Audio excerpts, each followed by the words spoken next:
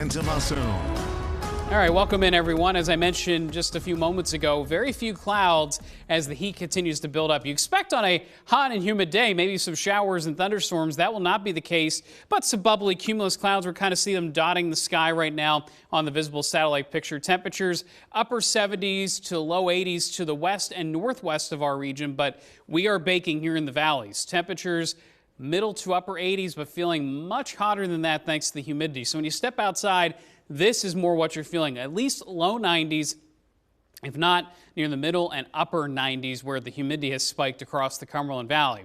Now, taking a look at sky conditions, you think, okay, it's a pleasant day. We will have days that have low humidity and low heat that look like this by the end of the week. But today is not that day. Hummelstown right now baking in the same heat I just talked about. Radar's quiet locally. Showers and storms today are going to dive to our southwest. Now, by the time we get into Wednesday and Thursday's forecast, we will be more in line to get at least some rounds of showers and storms. In the meantime, the drier conditions, again, it's still humid, but it is dry outside, will continue to prevail. In fact, we have zeros for chances of precipitation today on our hour-by-hour forecast. It is rare this time of the year to see that, but indeed, this is a weather pattern that doesn't yield showers and storms. Tonight will be another one of these nights where if you don't have air conditioning, find a way to stay cool because temperatures barely drop. And so tomorrow we repeat the heat again. That's what's dangerous about heat waves is that for those that don't have air conditioning or a way to stay cool at night, it just never really cools off leading into the next day. And so when we look at our forecast today, temperatures in the low to mid 90s.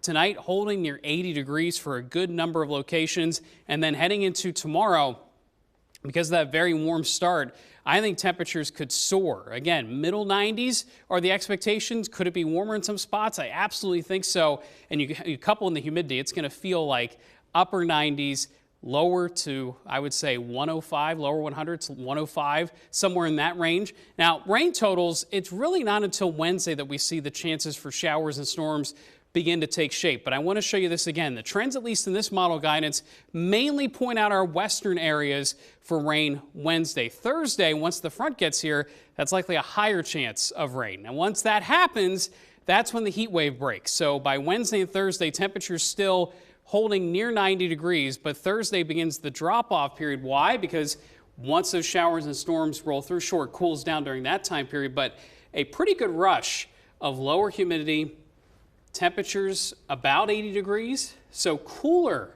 than average for this time of the year heading into the weekend. I don't think it lasts forever.